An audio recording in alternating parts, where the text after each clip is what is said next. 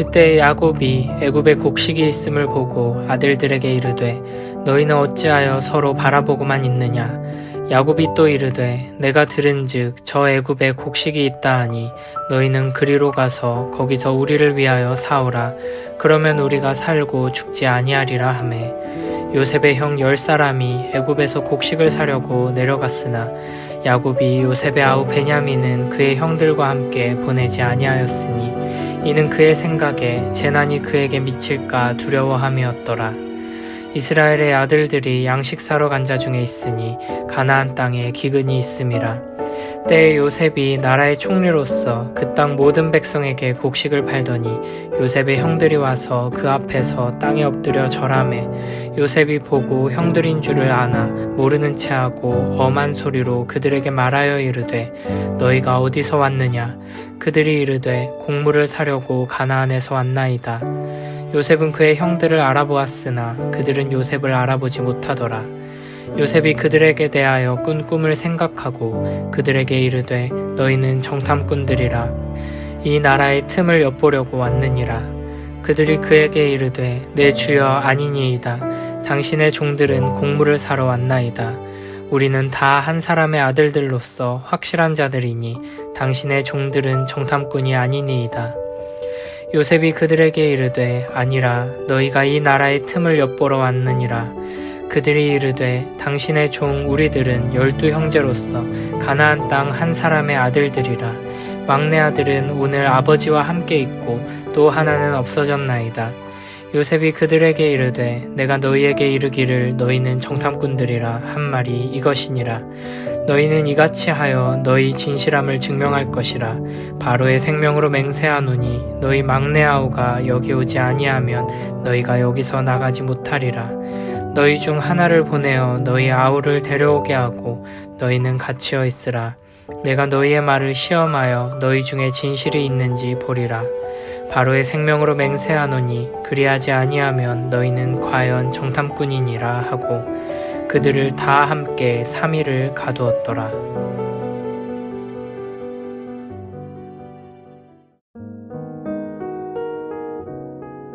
39장부터 41장까지는 애굽을 배경으로 요셉 이야기가 펼쳐졌습니다.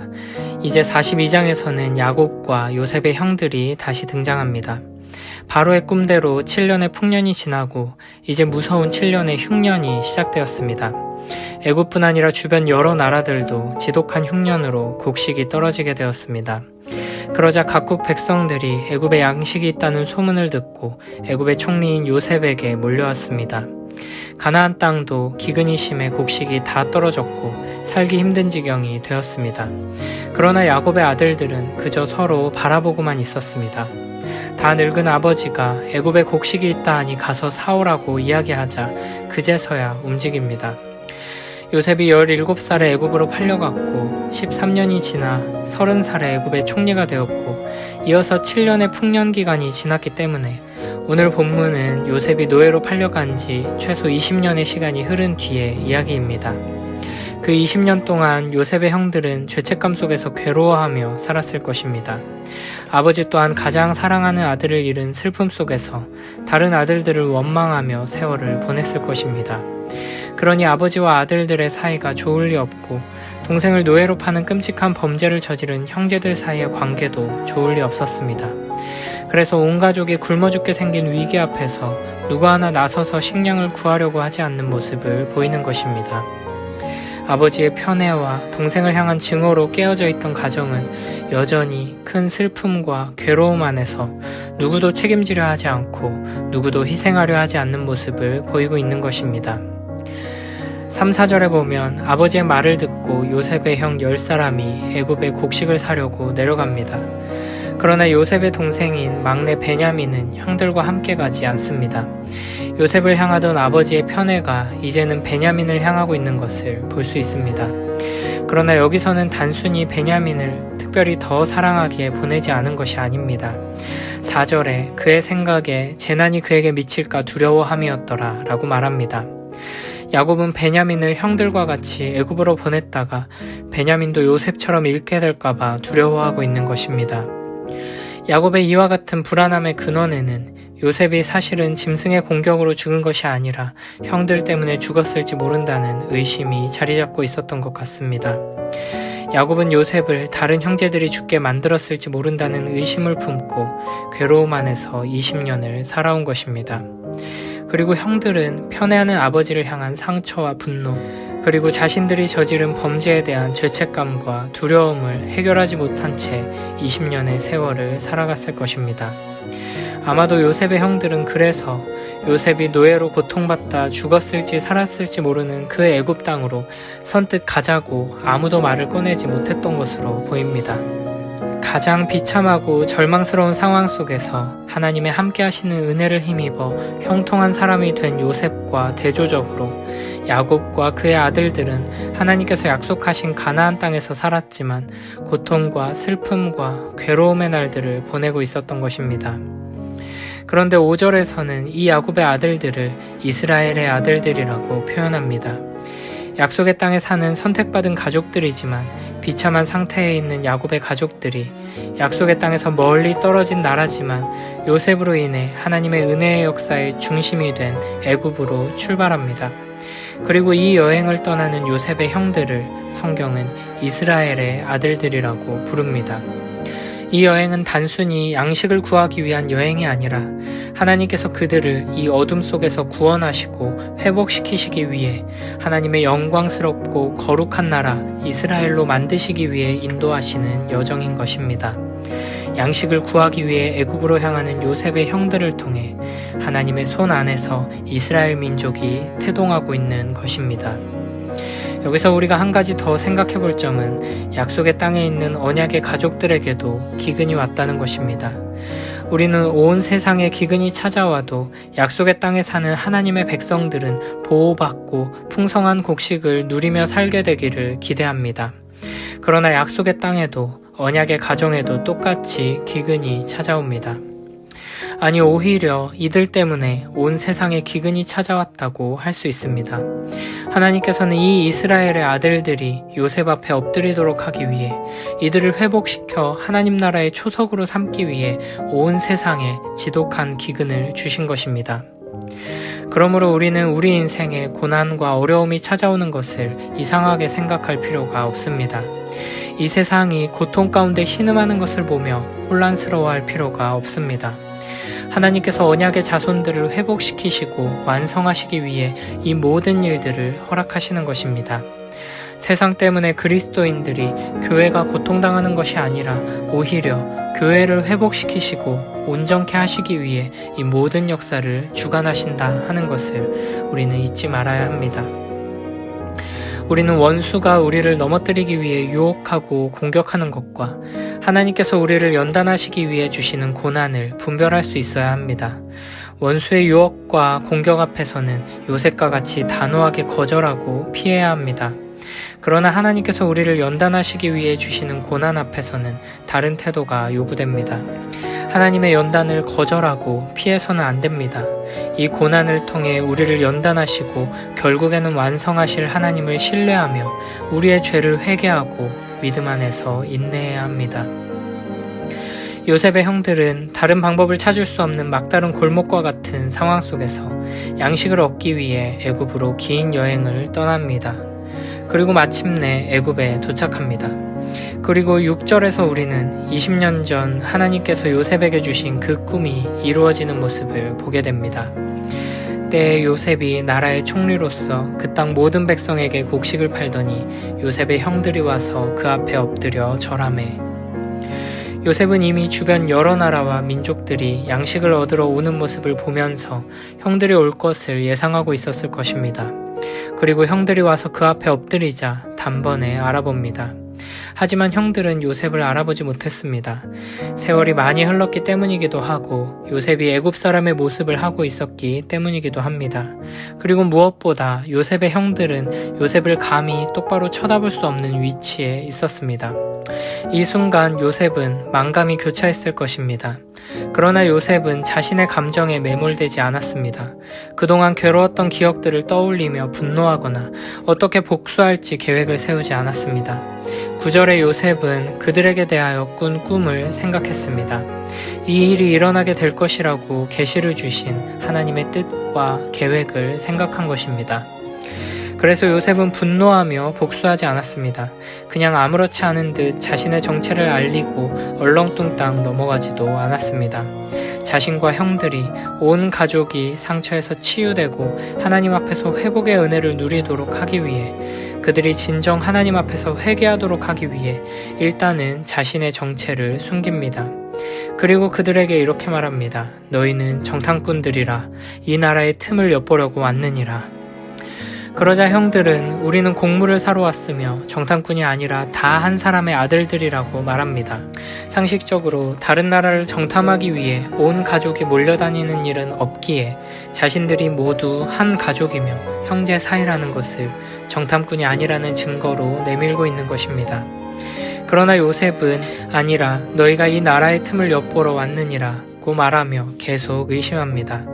이에 형들은 가족에 대한 더 구체적인 이야기를 합니다. 자신들은 12명의 형제인데 막내 아들은 현재 아버지와 함께 있고 다른 하나는 없어졌다고 말합니다. 여기서 없어졌다는 것은 죽었다는 뜻보다는 실종되었다는 의미입니다. 요셉의 형들은 정탐꾼이라는 누명을 벗기 위해 자기 가족에 대해 더 자세히 설명하지만 요셉은 전혀 믿어주지 않습니다. 그리고는 막내 동생을 데리고 와서 결백을 증명하라고 말합니다. 그리고 그들이 한 말이 사실임이 확인될 때까지 그들은 모두 옥에 갇혀야 하고 형제들 중 한 명이 고향으로 돌아가 막내 동생을 데리고 와서 결백을 증명하라고 합니다. 그리고 만약 막내를 데려오지 못하면 그들은 정탐꾼으로 확정되고 사형당하게 될 것이라 경고하고 그들을 3일 동안 옥에 가두었습니다. 개역개정 성경에서는 옥이라는 단어가 생략되어 있는데 히브리어 원문에 보면 그들을 다 함께 옥에 3일 동안 가두었다고 말합니다. 요셉을 옥에 갇히도록 팔아넘겼던 형들이 이제 옥에 갇히게 된 것입니다. 그들은 식량을 사러 왔다가 억울한 누명을 쓰고 졸지에 모두 감옥에 갇히게 되니 너무나 당황스럽고 두려웠을 것입니다. 요셉은 지금 단순히 복수심 때문에 충동적으로 형들을 옥에 가둔 것이 아닙니다. 하나님께서 그들에게 대하여 꾸게 하신 꿈을 생각하고 하나님의 뜻을 이루기 위해 지혜와 분별력을 가지고 이 일을 행한 것입니다. 만약 요셉이 하나님께서 주신 꿈을 피상적으로 이해했다면 형들에게 즉시 자신의 정체를 밝히고 형들에게 벌을 내리거나 그들에게 양식을 주면서 으스댔을 것입니다. 그러나 요셉은 하나님께서 자신을 왜 이런 길로 인도하셔서 애굽의 총리가 되게 하셨는지 그 뜻을 바르게 분별하는 사람이었습니다. 그래서 요셉은 자기의 지위와 권한을 이용해 개인적인 복수를 하거나 자신을 높이는 데 쓰지 않고 참된 왕이신 하나님의 선하신 뜻이 이루어지도록 순종합니다. 자신의 형들이 이전에 지은 죄를 깊이 깨닫고 회개할 수 있도록, 그래서 하나님 앞에서 온전히 회복되고 하나가 될 수 있도록 일하는 것입니다. 그래서 이어지는 이야기들 속에서 하나님께서는 요셉을 통해 야곱의 아들들이 자신의 죄를 회개하고 하나님의 은혜 안에서 하나가 되는 놀라운 회복의 역사를 보여주십니다. 20년의 세월이 흘렀지만 하나님께서는 결코 오래전 그들이 지은 죄를 그냥 넘어가지 않으십니다.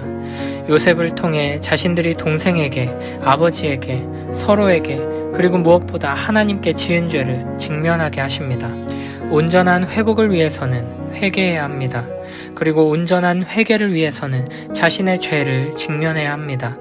시간이 해결해 줄 거라 생각하며 덮어두었던 추악한 죄들을 하나님 앞에 꺼내 해결받지 않으면 온전한 회복의 은혜를 누릴 수 없습니다. 그래서 하나님께서는 사랑하는 자녀들로 하여금 자신의 민낯을 직면할 수 있도록 이끄십니다. 하나님께서는 요셉의 형들에게 너희도 요셉이 겪은 그 모진 세월, 그 고통을 똑같이 겪어야 한다고 하지 않으십니다. 그저 3일 동안의 감옥 생활을 통해 회개할 기회를 주십니다. 마찬가지로 하나님께서는 우리에게 너희는 십자가에 달려 고통당하며 진노와 저주를 받아 죽어야 한다고 말하지 않으십니다. 예수 그리스도의 십자가 앞에 나아가 회개하라고 말씀하십니다. 하나님께서 우리에게 고난을 주시며 우리의 민낯을 직면하게 하실 때, 우리의 죄를 마주하게 하실 때, 우리를 사랑하셔서 우리에게 돌이킬 기회를 주심을 기억하며 하나님 앞에 우리의 죄를 낱낱이 고백하고 철저하게 회개하는 우리 모두가 되어야 할 것입니다.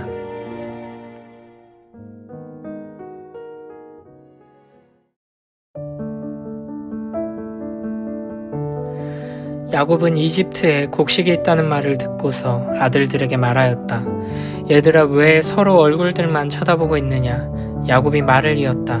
듣자 하니 이집트에 곡식이 있다고 하는구나. 그러니 그리로 가서 곡식을 좀 사오너라. 그래야 먹고 살지. 가만히 있다가는 굶어 죽겠다. 그래서 요셉의 형 10명이 곡식을 사려고 이집트로 갔다. 야곱은 요셉의 아우 베냐민만은 형들에게 딸려보내지 않았다. 베냐민을 같이 보냈다가 무슨 변이라도 당할까 보아 겁이 났기 때문이다. 가나안 땅에도 기근이 들었으므로 이스라엘의 아들들도 곡식을 사러 가는 사람들 틈에 끼었다. 그때 요셉은 나라의 총리가 되어서 세상의 모든 백성에게 곡식을 파는 책임을 맡고 있었다. 요셉의 형들은 거기에 이르러서 얼굴을 땅에 대고 엎드려 요셉에게 절을 하였다. 요셉은 그들을 보자마자 곧바로 그들이 형들임을 알았다. 그러나 짐짓 모르는 체하고 그들에게 엄하게 물었다. 당신들은 어디에서 왔소? 그들이 대답하였다. 먹거리를 사려고 가나안 땅에서 왔습니다. 요셉은 형들을 알아보았으나 형들은 요셉을 알아보지 못하였다. 그때 요셉은 형들을 두고 꾼 꿈을 기억하고 그들에게 말하였다. 당신들은 첩자들이요, 이 나라의 허술한 곳이 어디인지를 엿보러 온 것이 틀림없소. 그들이 대답하였다. 아닙니다, 총리어른. 소인들은 그저 먹거리를 사러 왔을 뿐입니다. 우리는 한 아버지의 자식들입니다. 소인들은 순진한 백성이며 첩자가 아닙니다. 그가 말하였다. 아니요, 당신들은 이 나라의 허술한 곳이 어디인지를 엿보러 왔소. 그들이 대답하였다. 소인들은 형제들입니다. 모두 12입니다. 가나안 땅에 사는 한 아버지의 아들들입니다. 막내는 소인들의 아버지와 함께 있고 또 하나는 이렇습니다. 요셉이 그들에게 말하였다. 내 말이 틀림없소. 당신들은 첩자들이요. 그러나 당신들이 진실을 증명할 길은 있소. 바로께서 살아계심을 두고 맹세하오. 당신들이 막내 아우를 이리로 데려오지 않으면 당신들은 여기에서 한 발자국도 벗어나지 못하오. 당신들 가운데서 한 사람을 보내어 당신들 집에 남아있는 아우를 이리로 데려오게 하고 나머지는 감옥에 가두어 두겠소. 나는 이렇게 하여 당신들이 한 말이 사실인지를 시험해 보겠소. 바로께서 살아계심을 두고 맹세하오. 당신들이 그렇게 하지 못하면 당신들은 첩자라는 누명을 벗지 못할 것이오. 요셉은 그들을 감옥에 사흘 동안 가두어 두었다.